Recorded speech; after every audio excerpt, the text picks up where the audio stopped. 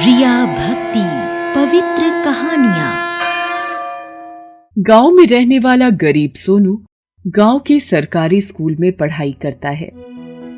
सोनू अभी 12 साल का छोटा बच्चा है, लेकिन उसके सपने बड़े हैं।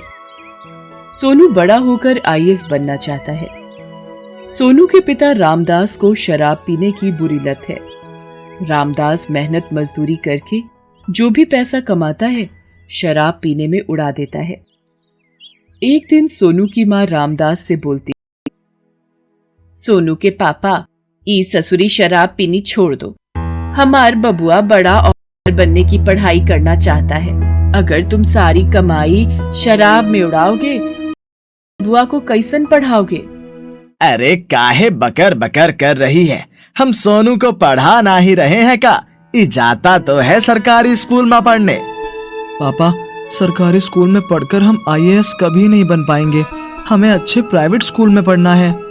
अरे बाबा रे बाबा, बिटवा हम ठहरे गरीब आदमी, हम तुझे प्राइवेट स्कूल में ना ही पढ़ा सकत हैं। सोनू रामदास का जवाब सुनकर कुछ बेचैन हो जाता है और घर से बाहर चला जाता है। टहलता टहलता सोनू गणेश जी के मंदिर में आ जाता है। सोनू को गणेश जी की पूजा करना बहुत अच्छा लगता था। एक छोटे चैनल की पत्रकार भी इस समय गणेश जी की पूजा कर रही थी। सोनू भी गणेश जी की प्रतिमा के आगे हाथ जोड़कर विनती करने लगता है। हे गणेश जी, आप तो जानते ही हैं पढ़ लिख कर, परंतु हम आईएएस बनेंगे कैसे? हमारे पास प्राइवेट स्कूल में पढ़ने के लिए पैसे ही नहीं हैं। हम अपनी इच्छा कैसन पूरी करेंगे प्रभु? आप ही हमें कौन हो रास्ता बताइए ना। पत्रकार सोनू की विनती सुनती है तो बड़ा आश्चर्य करती है। इतने छोटे बच्चे का इतना बड़ा सपना, कमाल है। पत्रकार सोनू से बात करती है। सोनू अपने आईएएस बनने की इच्छा और अपनी गरीबी के बारे में सब कुछ पत्रकार को बताता है। तो पत्रकार कहती है, सोनू, बनना चाहते हो? तुम राजनीति में भी तो जा सकते हो।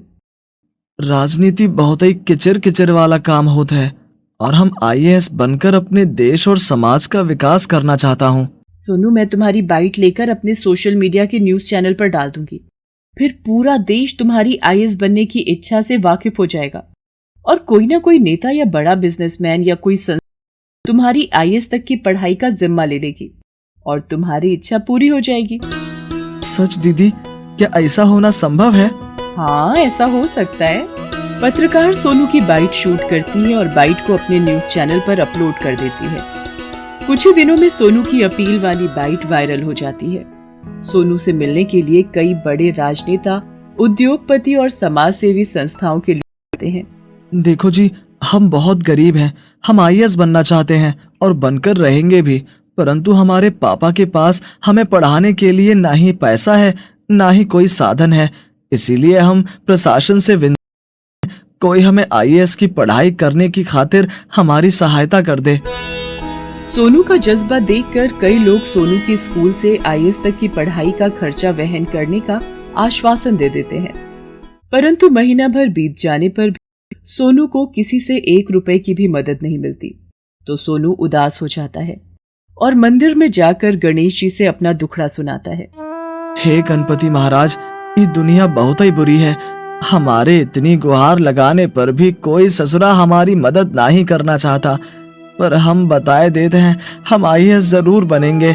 आईएएस बनना हमारे जीवन का लक्ष्य है और आप हमारी मदद करोगे ना गणेश जी? सोनू गणेश जी से गुहार लगाकर मंदिर से वापस लौट जाता है। इसी प्रकार कुछ दिन गुजर जाते हैं। फिर एक दिन की बात है, सोनू अपने स्कूल से वापस लौट रहा होता है कि रास्ते में उसे एक बुजुर्ग आदमी अपनी कार के पास खड़ा हुआ मिलता है, जो कि अपनी छाती पर हाथ रखकर बुरी तरह हाँफ रहा था। सोनू बुजुर्ग के पास आकर कहता है, बाबा, क्या आपकी तबीयत खराब है? मेरी मदद करो बेटा, मुझे पानी पिला दो। सोनू जल्दी से अपने बैग से पानी की बोतल निकालता है और बुजुर्ग को दे देता है। बुजुर्ग पानी पी लेता है और कुछ राहत महसूस करता है। फिर बुजुर्ग सोनू से कहता है, बेटा, मुझे पानी पिलाकर तुमने मुझ पर बहुत बड़ा उपकार कर दिया है। मुझे हार्ट की प्रॉब्लम है। अगर आज समय पर मुझे पानी नहीं मिलता तो मेरी मौत भी हो सकती थी।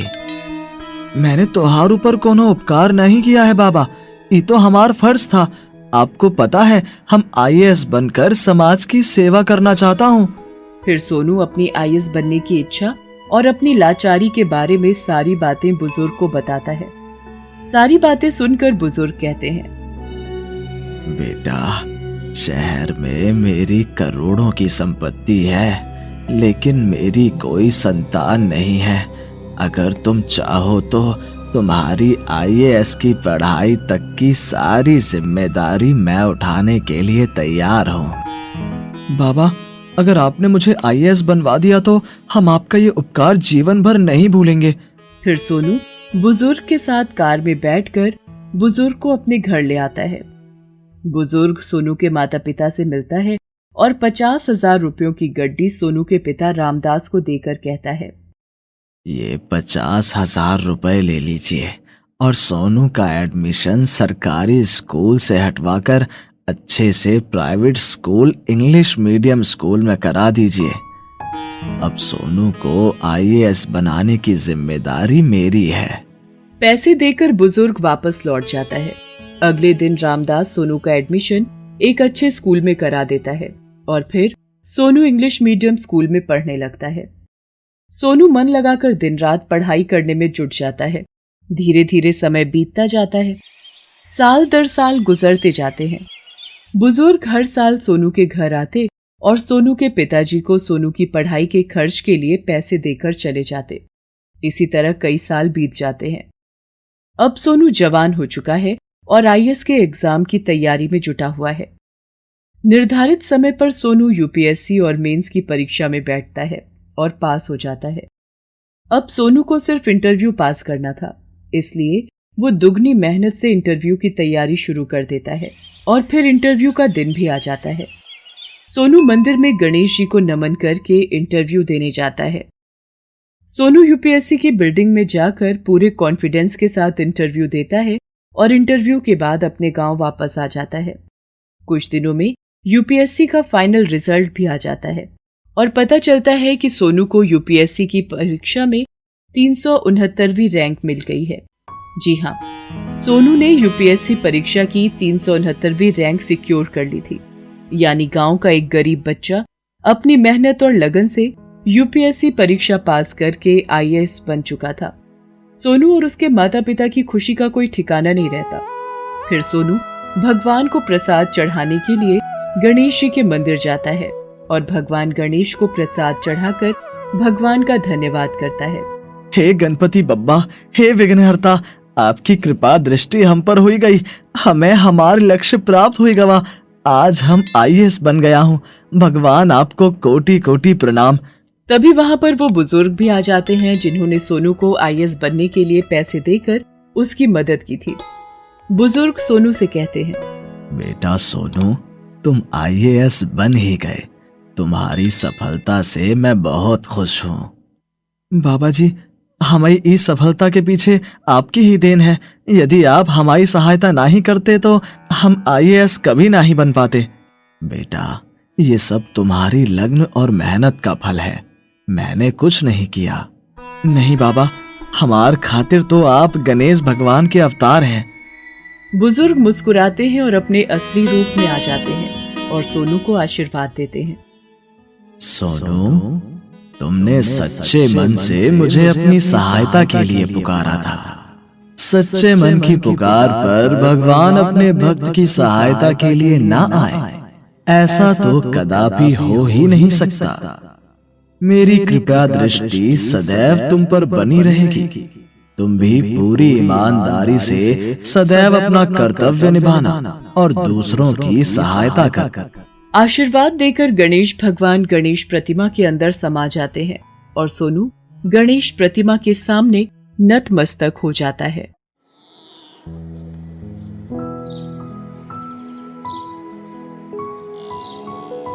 एक बार की बात है, एक गांव में किशोर नाम का एक दूधिया रहता था। किशोर ने कई सारी गायें पाल रखी थी। किशोर और उसकी पत्नी माला गायों की बड़ी सेवा करते थे। दोनों मिलकर गायों को अच्छे से चारा पानी देते थे और दूध के समय दूध निकाला करते थे। फिर किशोर सारा दूध ले जाकर अपने लगे बंधे ग्राहकों के घर दे आया करता था। किशोर बिना पानी मिलाए शुद्ध दूध ही बेचा करता था, इसलिए किशोर के ग्राहक किशोर के अलावा किसी से भी दूध नहीं लेते थे। किशोर और माला गणेश भगवान में बड़ी आस्था रखते थे। हर कार्य के शुरू करने से पहले वो गणेश जी की पूजा अवश्य किया करते थे और भोजन करने से पहले गणेश जी को भोग लगाते थे, फिर खुद भोजन करते। गणेश जी की कृपा से किशोर के जीवन की गाड़ी बढ़िया चल रही थी। किशोर और माला दान पुण्य करने का भी कोई मौका हाथ से नहीं जाने देते थे। एक दिन की बात है, एक भूखी कुतिया अपने 3-4 पिल्लों के साथ किशोर के घर में घुस आई। उस समय किशोर और माला खाना खा रहे थे। कुतिया कूं कूं करके कुछ खाने को मांगने लगी तो किशोर माला से कहता है, माला, लगता है ये बेजुबान कुतिया और इसके बच्चे भूखे हैं, इन्हें कुछ खाने को दे दो ना।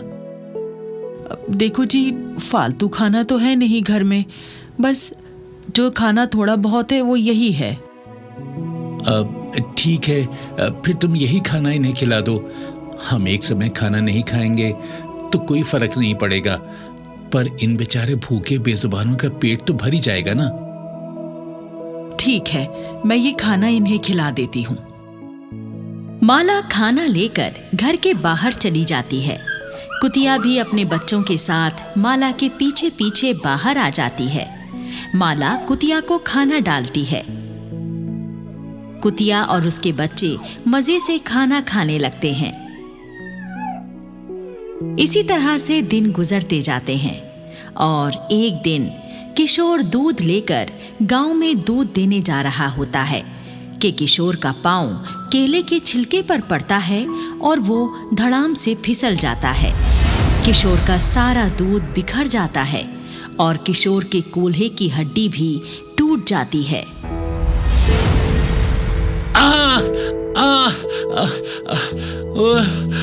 मर गया रे। बहुत दर्द हो रहा है, लगता है मेरे कूल्हे की हड्डी टूट गई। ओहो, मैं तो उठ भी नहीं पा रहा हूँ। हे गणेश जी, मेरी सहायता कीजिए। हे गणेश जी, मेरी सहायता कीजिए। तभी वहां पर गांव के 2-3 आदमी आ जाते हैं और किशोर को सहारा देकर उसे उसके घर छोड़कर चले जाते हैं।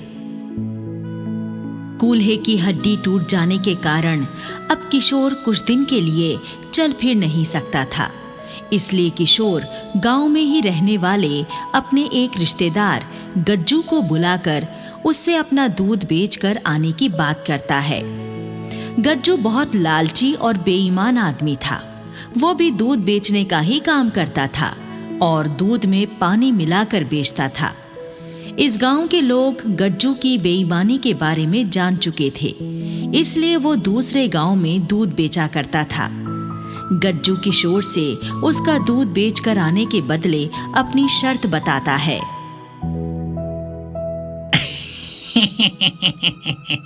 अरे किशोर भैया, तुम फिक्र मत करो, मैं तुम्हारी गायों का दूध निकालकर तुम्हारे सभी ग्राहकों को पहुंचा दिया करूंगा, लेकिन हाँ, बदले में 100 रुपए रोज के लिया करूंगा। अब बोलो, मंजूर है? हाँ, ठीक है भैया, अब मंजूर है गज्जू भैया। हाँ। अब गज्जू रोजाना किशोर की गायों को दुहता और दूध ले जाकर ग्राहकों तक पहुंचा देता और अपने तय किए हुए 100 रुपए किशोर से शाम को ले लेता। एक दिन गज्जू के लालची मन में लालच आ जाता है और वो सोचता है अरे ये किशोर तो कोरा मूर्ख है, मूर्ख, जो प्योर दूध लोगों को बेचता है। क्यों ना मैं दूध में आधा पानी मिलाकर बेचूं? किसी को कुछ भी पता नहीं चलेगा और मुझे काफी मुनाफा भी हो जाया करेगा। गज्जू ऐसा ही करने लगता है और वो किशोर वाले दूध में आधा पानी मिलाकर दूध बेचने लगता है। 1-2 दिन बाद ही ग्राहक गज्जू से दूध पतला होने की शिकायत करने लगते हैं। क्यों रे गज्जू, किशोर जब तक दूध दे रहा था तब तक तो दूध काफी गाढ़ा था, मलाई भी खूब मोटी उतरती थी, पर जब से तू दूध ला रहा है दूध काफी पतला हो गया है। ऐसा तो नहीं तूने पानी मिलाना शुरू कर दिया हो? ना ना बहन जी, असल में बात ये है कि आजकल गर्मी काफी बढ़ गई है, गाय पानी ज्यादा पीने लगी है, बस इसी वजह से दूध थोड़ा पतला हो गया है। इसी तरह कुछ दिन और गुजर जाते हैं और गणेश महोत्सव आ जाता है। किशोर हर गणेश महोत्सव पर गणेश जी के मंदिर में अपनी गायों का दूध फ्री पहुंचाया करता था। किशोर द्वारा मंदिर को दान किए गए दूध से ही खीर का प्रसाद बनाया जाता था और गणेश जी को भोग लगाने के पश्चात सभी श्रद्धालुओं में खीर का प्रसाद वितरण किया जाता था। इस बार भी हर बार की तरह मंदिर में दूध भिजवाने के लिए किशोर अपनी पत्नी माला से कहता है, माला, मैं तो अभी चल नहीं पा रहा हूँ, क्या तुम गणेश महोत्सव में बनने वाले खीर के प्रसाद के लिए मंदिर में दूध पहुँचा सकती हो? मैं इतना सारा दूध अकेले नहीं ले जा सकती, पर आप चिंता मत करो, मैं गज्जू भैया के हाथों मंदिर में दूध भिजवा दूंगी। हाँ। माला गज्जू को मंदिर में दूध पहुंचाने के लिए बोल देती है और गज्जू के लालची मन में फिर से लालच भरा विचार आ जाता है। ये किशोर वाकई में महामूर्ख है, महामूर्ख, जो इतना सारा प्योर दूध खीर बनाने के लिए मुफ्त में मंदिर को दे देता है, हैं? लेकिन मैं कोई मूर्ख थोड़ी हूँ, मैं तो इस मौके का फायदा उठाऊंगा। हाँ। गज्जू आधा दूध अपने घर में रख लेता है और बाकी के दूध में ढेर सारा पानी मिलाकर मंदिर ले जाता है और पुजारी जी से कहता है, पुजारी जी, किशोर ने कहा है इस बार मुफ्त में दूध नहीं मिलेगा, आपको इस दूध के दाम चुकाने होंगे। ये क्या कह रहे हो तुम? किशोर तो हर साल अपनी श्रद्धा से बिल्कुल मुफ्त में दूध पहुंचाया करता था, इस बार उसने दूध के दाम क्यों मांग लिए? वो क्या है पंडित जी, महंगाई बहुत ज्यादा बढ़ गई है ना, ऊपर से किशोर के टूटे हुए कूल्हे का भी इलाज चल रहा है। अब ऐसे हालत में किशोर मुफ्त में दूध कैसे दे सकता है, आप बताइए। पुजारी जी गज्जू को दूध के दाम चुका देते हैं और गज्जू पैसे लेकर खुश होता हुआ वहां से अपने घर चला जाता है। गणेश महोत्सव पूरे वैभव से संपन्न हो जाता है। इस बार मंदिर में बनी खीर में पिछले सालों जैसा स्वाद नहीं आ पाया था। इस बात से नाराज होकर मंदिर के पुजारी और कुछ लोग शाम को किशोर के घर आ जाते हैं। गांव का मुखिया किशोर से कहता है, क्यों रे किशोर, तूने इस बार मंदिर के साथ धोखाधड़ी करके अच्छा नहीं किया। तूने पानी मिला दूध प्रसाद की खीर के लिए भिजवाया और दाम वसूले प्योर दूध के। तू अब इस गांव में रहने के लायक नहीं है। गांव का मुखिया होने के नाते मैं तुझे गांव से निकल जाने का आदेश देता हूँ। 2 दिन के अंदर इस गांव को छोड़कर चला जा। ये आप क्या बोल रहे हैं मुखिया जी, मैं कुछ समझा नहीं। अब तुझे समझाने का समय नहीं है हमारे पास। 2 दिन में इस गांव को छोड़कर चला जा, नहीं तो हमसे बुरा कोई नहीं होगा। सारे लोग किशोर की बात सुने बिना ही वहां से चले जाते हैं। मुखिया का फरमान सुनकर किशोर और माला बहुत ज्यादा परेशान हो जाते हैं। दोनों गणेश जी की प्रतिमा के आगे हाथ जोड़कर प्रार्थना करने लगते हैं। हे गणपति बप्पा, आप तो विघ्नहर्ता हो, मुझ गरीब को भी इस मुसीबत से बचा लो। आपको तो सच्चाई का पता है बप्पा। मुझ पर जो आरोप लगाया गया है वो निराधार है। मैंने तो पूरी श्रद्धा से मंदिर के प्रसाद के लिए प्योर दूध भिजवाया था। मैंने तो दूध का कोई पैसा भी नहीं दिया। फिर मुझे दोषी क्यों बनाया जा रहा है भगवान? मेरी सहायता करो गणपति, मेरी सहायता करो। उसी रात की बात है, गज्जू के घर में 2 चोर आ जाते हैं और गज्जू को खंबे से बांधकर डंडों से उसकी खूब पिटाई करते हैं और उसके घर का सारा सामान और उसकी 3 गाय खोल कर ले जाते हैं। किशोर जब सो रहा होता है तो उसके सपने में गणेश जी आते हैं और कहते हैं, किशोर, मैं तुम्हारी सच्ची भक्ति से अति प्रसन्न हूं। मेरे होते कोई मेरे भक्त को कष्ट नहीं पहुंचा सकता। मुझे पता है कि तुम निर्दोष हो। सारा दोष तो गज्जू का है। उसी ने सारी धोखाधड़ी की है।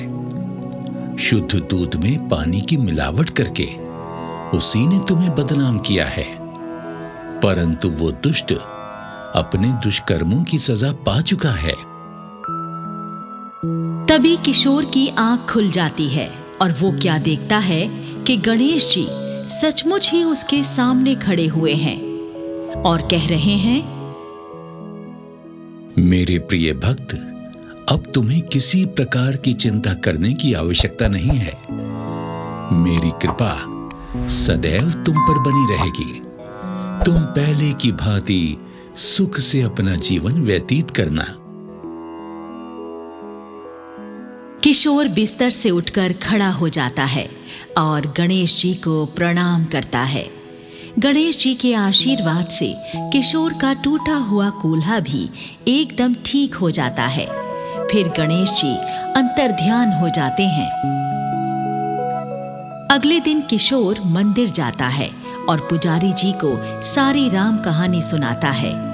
गांव वालों को भी गज्जू की धोखाधड़ी के बारे में पहले से ही मालूम था। सारे गांव वाले मिलकर लालची दूध वाले गज्जू को गांव से भगा देते हैं और फिर से किशोर से ही दूध लेने लगते हैं। गणेश जी की कृपा से किशोर फिर से सुखी जीवन यापन करने लगता है।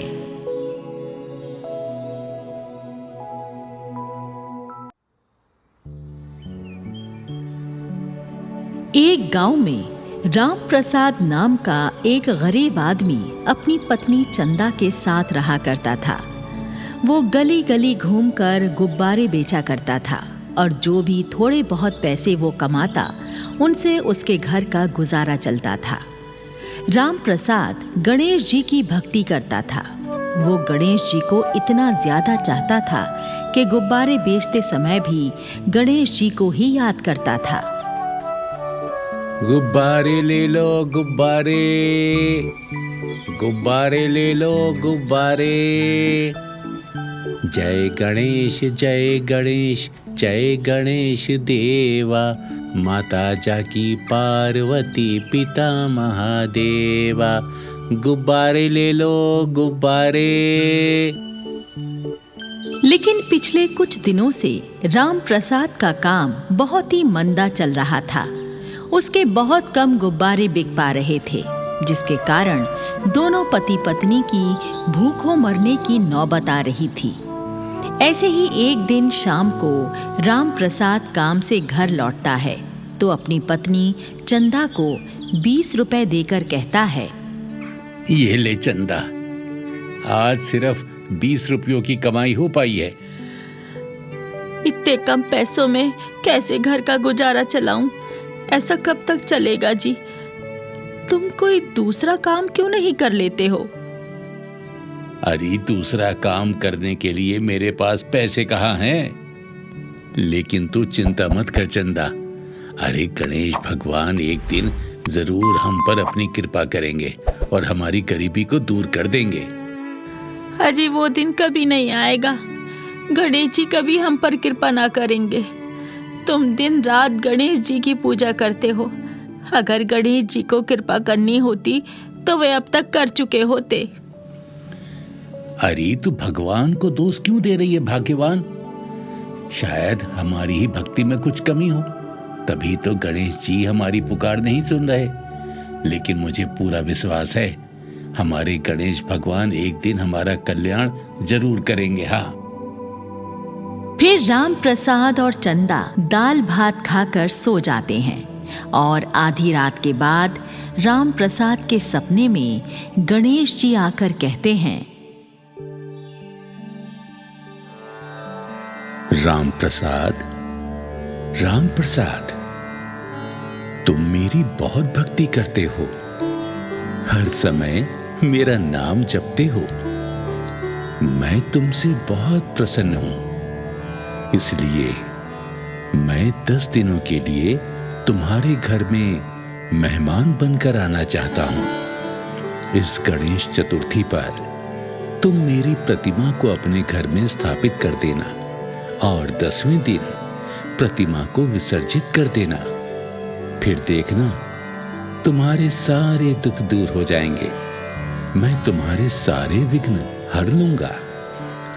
अगले दिन सुबह को उठकर राम प्रसाद सपने वाली बात चंदा को बताता है तो चंदा नाराज होकर कहती है, अजी तुम पागल हो गए हो क्या, जो सपने की बात पर विश्वास कर रहे हो?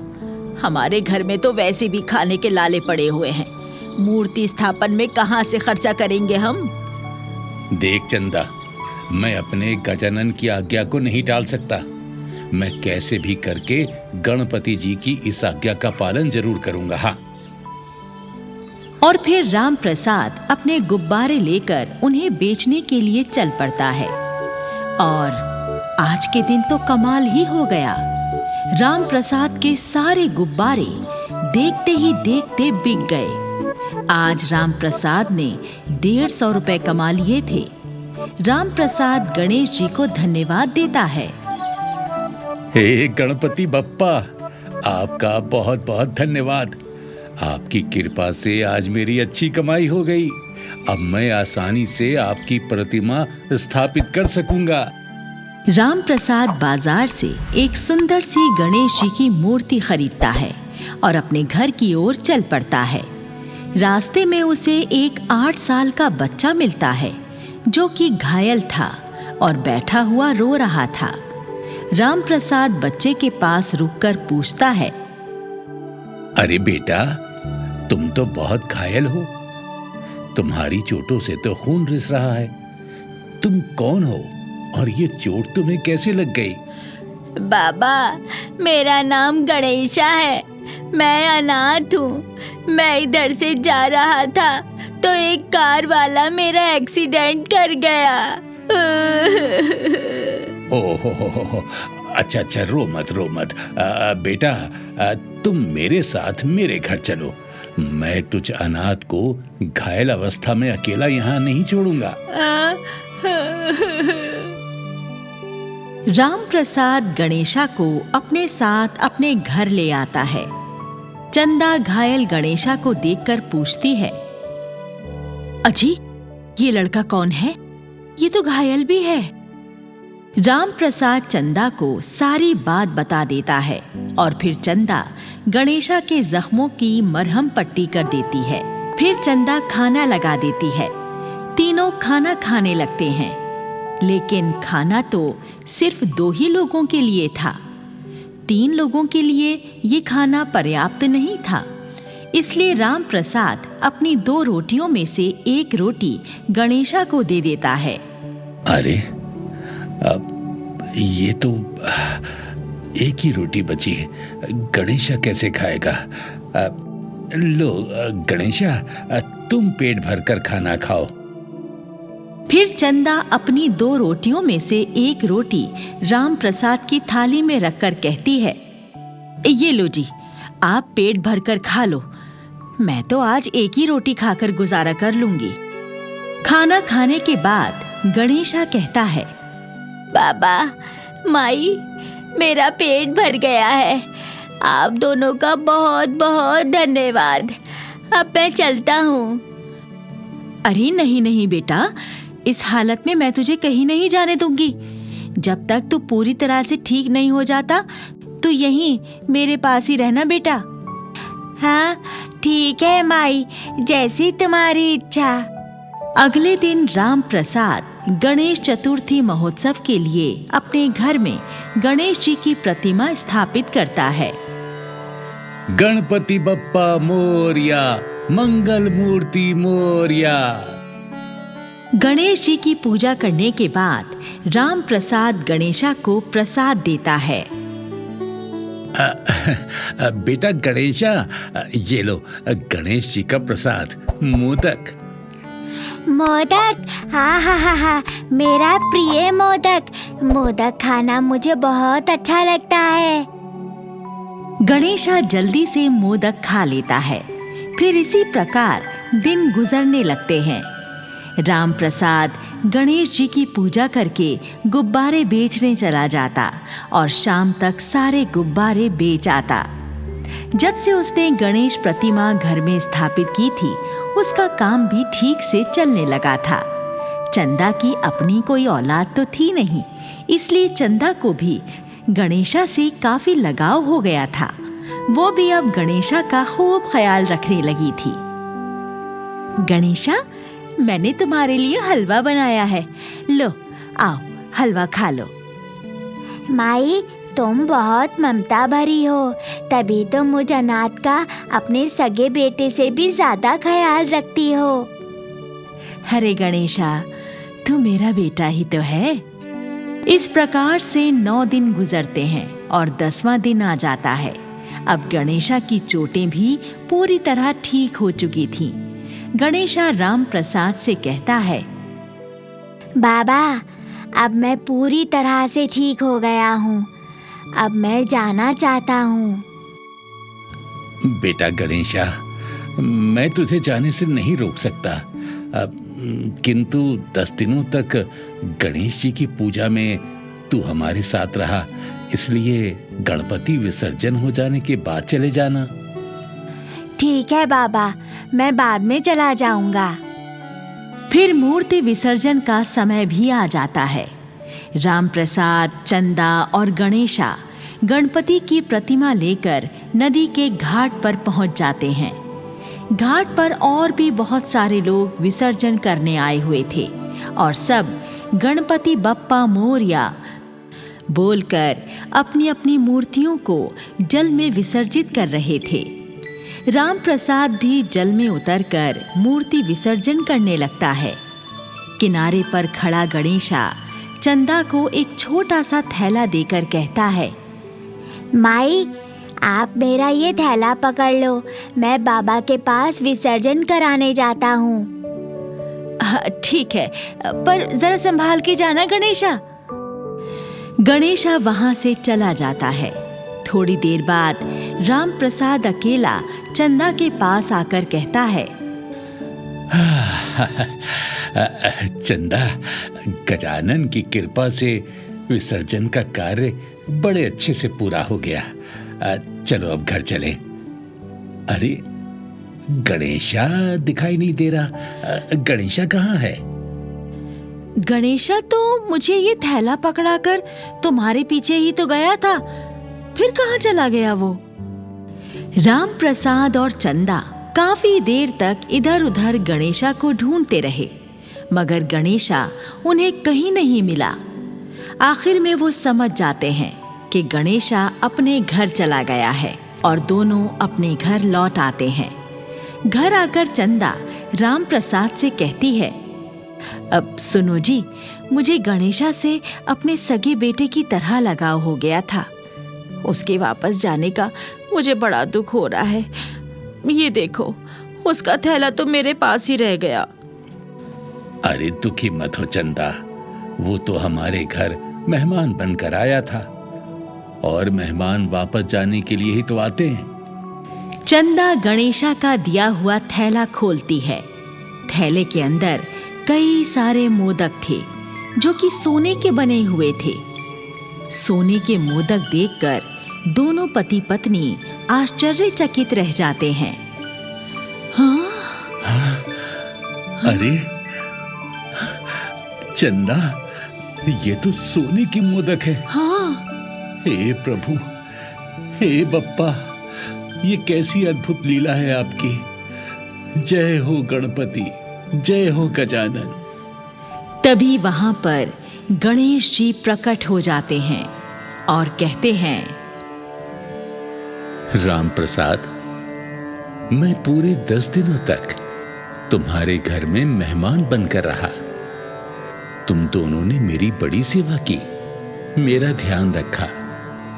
मैं तुम्हारी भक्ति से प्रसन्न हूं, इसीलिए फलस्वरूप मैंने तुम्हें सोने के मोदक प्रदान किए हैं। इन मोदकों से तुम दोनों की गरीबी दूर हो जाएगी। मेरा आशीर्वाद सदैव तुम्हारे साथ रहेगा। सदा सुखी रहो। आशीर्वाद देकर गणेश जी अंतर्ध्यान हो जाते हैं। राम प्रसाद सोने के मोदक बेचकर मिठाई की एक बड़ी सी दुकान खोल लेता है और पक्का घर भी बनवा लेता है। गणेश जी की कृपा से राम प्रसाद और चंदा सुखी जीवन जीने लगते हैं।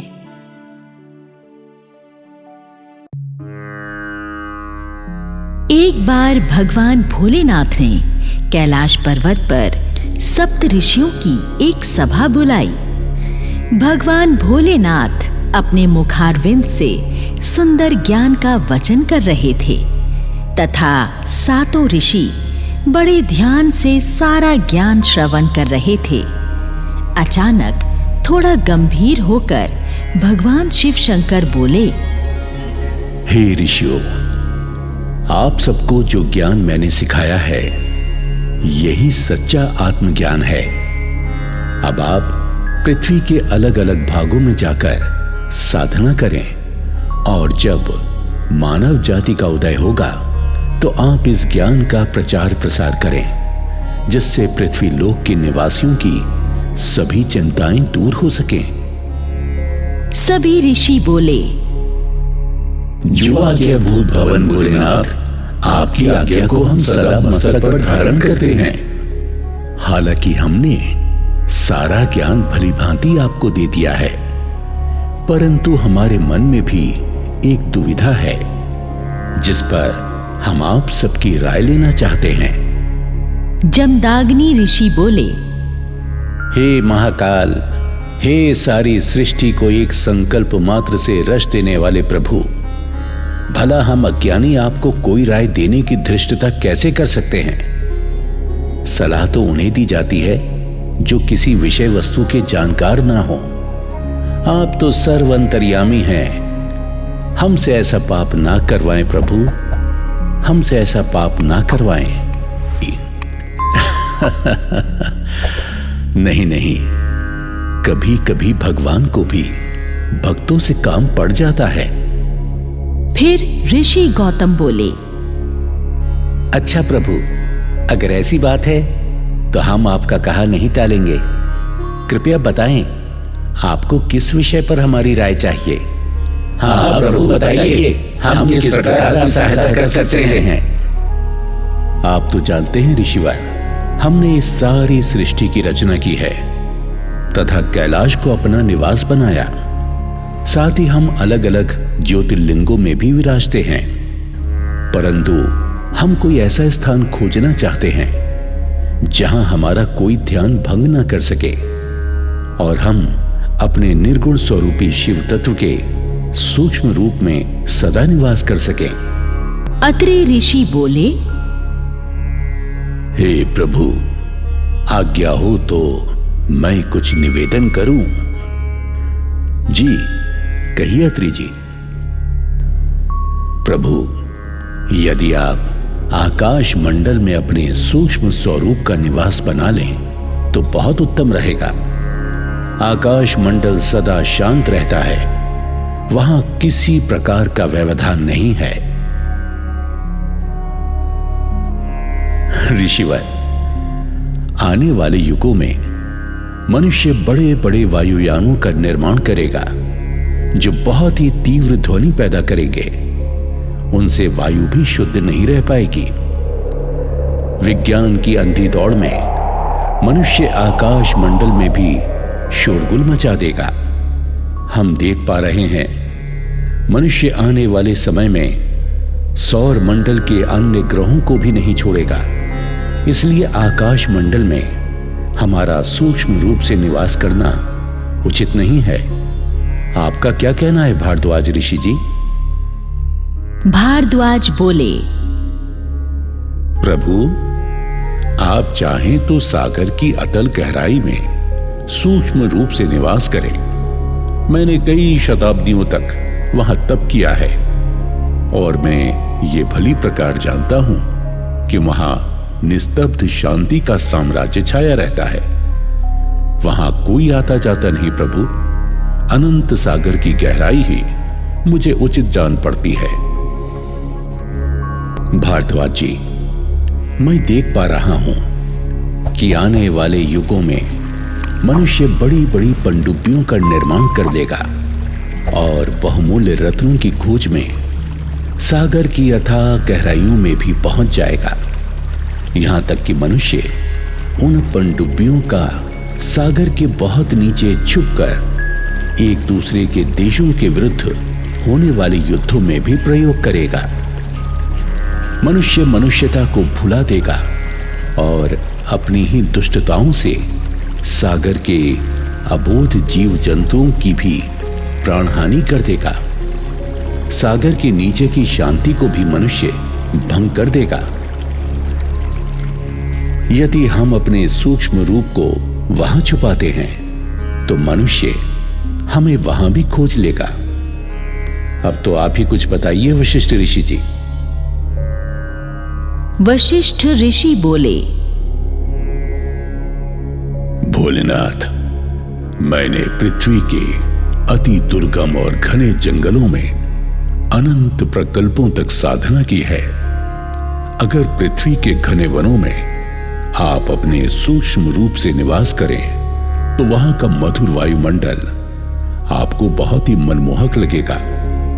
वनों की सुंदर झीलों का मीठा जल सदा आपको भाता रहेगा प्रभु। जंगलों के सुंदर सुंदर दृश्य हमेशा तृप्ति प्रदान करते रहेंगे। इसीलिए मेरी राय है कि आप वनों का ही चुनाव करें प्रभु। नहीं ऋषि वशिष्ठ, मैं देख पा रहा हूं कि आने वाले समय में मनुष्य समस्त वनों को काट डालेगा। मनुष्य जंगलों को काट काट कर वहां बड़े बड़े नगरों का निर्माण कर देगा। वनों के पशु पक्षी वहां से जान बचाकर नगरों की ओर प्रस्थान करेंगे और मनुष्य के हाथों मारे जाएंगे। मनुष्य वनों को हटाकर वहां कल कारखानों की स्थापना कर देगा, जिससे वहां की वायु और जल दोनों ही प्रदूषित हो जाएंगे। इसीलिए वनों में सूक्ष्म रूप की स्थापना करना उचित नहीं है। एक दिन वहां भी मनुष्य हमें खोज ही लेगा। इतने में कहीं से खिलखिलाते हुए नटखट छोटे से गणपति जी वहां पहुंच गए। उनको यूं अचानक आए देखकर शिव जी बोले, आइए आइए गौरी नंदन, यूं अचानक कहां से दौड़ते हुए आ रहे हैं? ये आपकी बाल क्रीड़ाएं हमारे मन को बड़ा मोहित करती हैं। गणेश जी बोले, प्रणाम पिताश्री। सभी सप्त ऋषिगण भी मेरा प्रणाम स्वीकार करें तथा कृपया कर मुझे भी बताएं कि आप भोलेनाथ के साथ किन गूढ़ विषयों पर चर्चा कर रहे हैं। हालांकि आप लोग बहुत वयोवृद्ध हैं, किंतु मेरे मन में ज्ञान की अनंत पिपासा है। उसे शांत करने के लिए ही मैं आपसे पूछने की धृष्टता कर रहा हूं। मैंने अपनी मां गौरी से सुना है कि बड़े लोगों की संगत से बहुत ज्ञान की बातें सुनने को मिलती हैं।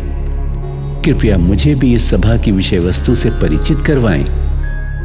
सभी ऋषि चुप थे तो शिव जी ने सारी वार्ता गणपति जी को सुनाते हुए अपनी दुविधा प्रकट की। इस संदर्भ में आपकी क्या राय है गणपति? गणेश जी बहुत सोचकर बोले, ये तो बहुत कठिन समस्या जान पड़ती है, परंतु हर कठिनता का समाधान भी उसी में छुपा होता है पिताश्री। गौरी नंदन, आपका क्या भावार्थ है, विस्तार से बताएं। गणेश जी बोले, हे प्रभु, आपकी बात उचित है कि आने वाले युगों में मनुष्य आकाश, धरती के वनों और सागर की गहराइयों तक अपनी पहुंच बना लेगा और आपका सूक्ष्म रूप से वहां निवास करना कठिन हो जाएगा। पिताश्री, मेरी राय है कि आप मनुष्य के मन को ही अपना निवास बना लें। आप ईश्वर और शिव रूपी आत्मा के रूप में मनुष्य के भीतर ही छुप जाएं। वो सारा जीवन आपको बाहर ही खोजेगा और आप शांति से उसके भीतर निवास करते रहेंगे। इस प्रकार शिवोहम रूपी आत्मा की शांति कभी भंग नहीं होगी और मनुष्य को आपका पता भी नहीं चलेगा। और जब कभी किसी भक्त पर आप प्रसन्न होंगे तो उसे आत्मज्ञान से जोड़कर आप उसके भीतर ही दर्शन दे देंगे, जिससे उसकी हर मनोकामना पूर्ण हो जाएगी। मेरे अनुसार यही सबसे उचित रहेगा। अरे वाह, आपने तो सारी दुविधा ही समाप्त कर दी। यही उचित रहेगा कि हम मनुष्य के हृदय में ही बस जाएं, वहीं सूक्ष्म आत्मा के रूप में निवास करें। आपने अपने इस मार्गदर्शन से हमारा मन मोह लिया गौरी नंदन। हम और ये सभी सप्तऋषि आपको वरदान देते हैं कि आज से आप लोक परलोक में सबसे अधिक बुद्धिमान माने जाएंगे। आपका कल्याण हो। सभी ऋषि बोले, तथास्तु। फिर सभी ऋषियों ने जयनाद किया। बोलिए, रिद्धि सिद्धि और बुद्धि के दाता गणपत जी महाराज की जय।